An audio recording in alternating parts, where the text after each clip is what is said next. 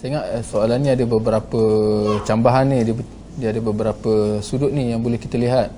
Yang pertama adalah cium. Cium tangan, cium pipi, cium dahi. Tak kira lah, ini satu. Yang keduanya adalah berpelukan. Okey.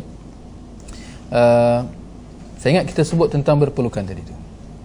Seperti mana yang disebutkan dalam sebuah athar, di mana para sahabat mengatakan bahawa kami kebiasaan kalau kami bertemu daripada setelah bermusafir dan kami bertemu, kami akan berpelukan. Ya. Jika tidak, maknanya jumpa biasa je, kami akan sekadar berjabat tangan. Ya. Maka dia adalah termasuk dalam sunnah, ya, untuk kita berpelukan. Khasnya kalau dalam apa yang disebutkan oleh sahabat tu, ya, di mana kalau kita dah lama tak jumpa, ya, di mana kita datang daripada yang tempat jauh, atau kita lama tak pernah jumpa dengan sahabat kita, maka di sini kita disunatkan untuk berpelukan. Ya.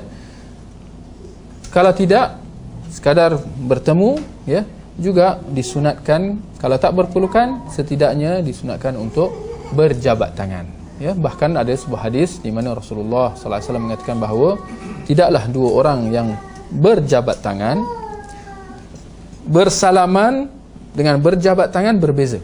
Ya. Bersalaman adalah, saya ingat mungkin dalam bahasa Melayu dia sama kot, tapi perlu dibezakan. Dalam dari sudut syarak, bersalaman maknanya memberi salam. Assalamualaikum, waalaikumsalam, mulut. Adapun berjabat tangan, dia adalah perbuatan. Ya, perbuatan berjabat tangan. Dia dua-dua berbeza. Jangan dicampur adukkan. Bersalaman bukan berjabat tangan, dan berjabat tangan bukan bersalaman. Ada yang berjabat tangan saja, mulut diam je. Dia understood je. Perhatikan, saya perhati bila dalam solat sekarang ni, bila masuk masjid, dah menjadi satu adat pula. Kalau duduk, dia kena salam kat orang sebelah, baru boleh duduk kat tempat tu. Kalau tidak, macam tak dapat izin lagi. Dia tanya orang tu suruh orang buka, datang lambat. Ni solat Jumaat khususnya. Tanya dia, cuit sana, buka. Dia salam, dia solat 2 rakaat. Bila dia duduk, baru dia salam. Saya faham lah, tak tahulah tuan-tuan perempuan faham apa. Seolah-olah dia kata apa? Sorry sebab saya ambil tempat. Sebab kadang-kadang terganggu juga. Tiba kita tengah mengelamun di Mekah, Madinah, Riyadh, mana-manalah, Perlis. Ada orang tengah cuit kat sebelah kita kan. Tapi dia solat 2 rakaat. Ini yang kata menyalahi sunnah ni. Dia solat 2 rakaat baru bagi salam. Dia dah habis solat, Assalamualaikum. Dia tanya lagi nak salam pula. Nak berjabat tangan sebenarnya. Dia kadang-kadang kita tengok dia tak keluar tak buka mulut pun. Dia berjabat tangan sahaja. Ya. Dia yang kan? Itu bukan bersalaman, ya. Jadi ada beberapa percanggahan daripada sudut sunnah. Yang pertama, dia melewatkan salam. Yang keduanya, dia tak bagi salam pun. Dia berjabat tangan sahaja. Jadi kena dibezakan, ya. Jadi sunnahnya adalah bersalaman. Ini yang utama. Kena bersalam, memberi salam. Assalamualaikum. Lebih baik lagi, Assalamualaikum warahmatullahi wabarakatuh. Ini adalah di antara sunnah yang sekarang ini seakan-akan disisihkan, ditinggalkan. Jarang kita dengar orang Assalamualaikum warahmatullahi wabarakatuh. Ya. Yang ada hello, pagi, tang, malam, berambus. Ini masalah, ya. Dalam telefon, hai, hello. Jadi perlu di afshus salama bainakum, seperti mana dalam hadis. Sebar-sebarkan salam di antara kamu, ya. Dan sebaiknya assalamualaikum warahmatullahi wabarakatuh, ya. Jadi memberi salam itu yang dituntut, mengucapkan salam itu yang sunnah, yang sangat-sangat dituntut, sunnah muakkad. Adapun menjawabnya, hukumnya adalah wajib. Dia menjadi hak sesama Islam menjawab salam, ya.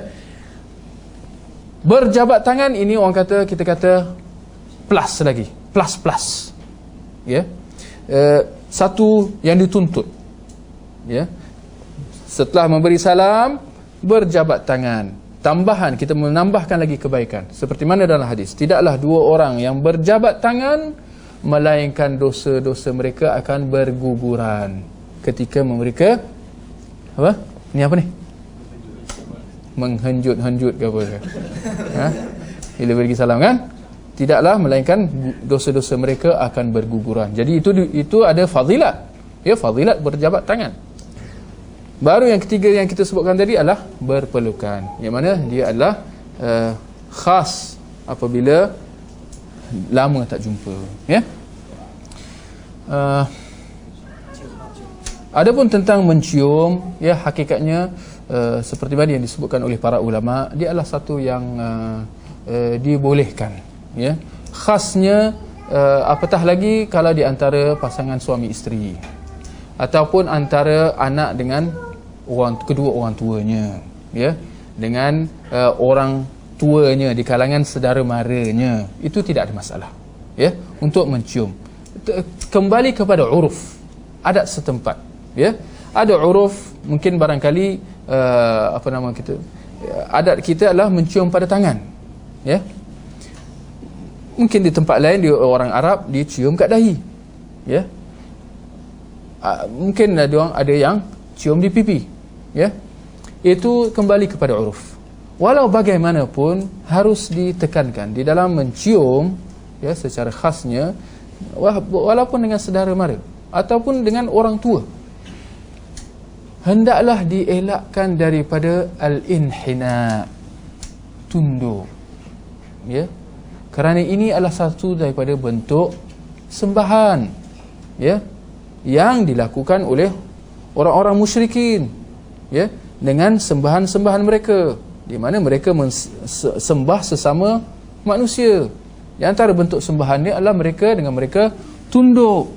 Sedangkan kita di dalam Islam, syariat Islam, hanya dibolehkan untuk kita tunduk yang mana diistilahkan sebagai rukuk dan sujud hanya kepada Allah Subhanahu Wa Taala. Kepada manusia tidak boleh. Jadi perlu dielakkan. Jadi menunduk itu adalah adik-beradik kepada rukuk, ya, yang hanya milik Allah Subhanahu Wa Taala. Jadi perlu dielakkan. Nak cium tangan boleh, tapi elakkan jangan sampai tertunduk, ya. Saya ingat perlu juga dijelaskan tentang masalah mencium selain daripada yang kita sebutkan tadi, ya. Orang tua, saudara mara, ya, daripada kalangan kaum kerabat kita. Selain daripada ini, orang-orang pembesar-pembesar, ilmuwan-ilmuwan, ulama-ulama, syekh-syekh, ya, orang-orang besar-besar, orang-orang yang mempunyai kedudukan, sama ada kedudukan dunia ataupun kedudukan agama, adakah dibolehkan untuk mencium ataupun tidak? Ya, di sini para ulama juga telah menyebutkan. Tetapi apa yang dapat saya simpulkan di sini, bahawa dia dibolehkan dengan berpada, ya, dengan berpada, dengan erti kata jangan sampai dijadikan sebagai kebiasaan. Dan hal ini adalah khas buat orang-orang yang mempunyai kedudukan dengan kedudukan yang sebenar, iaitu apa?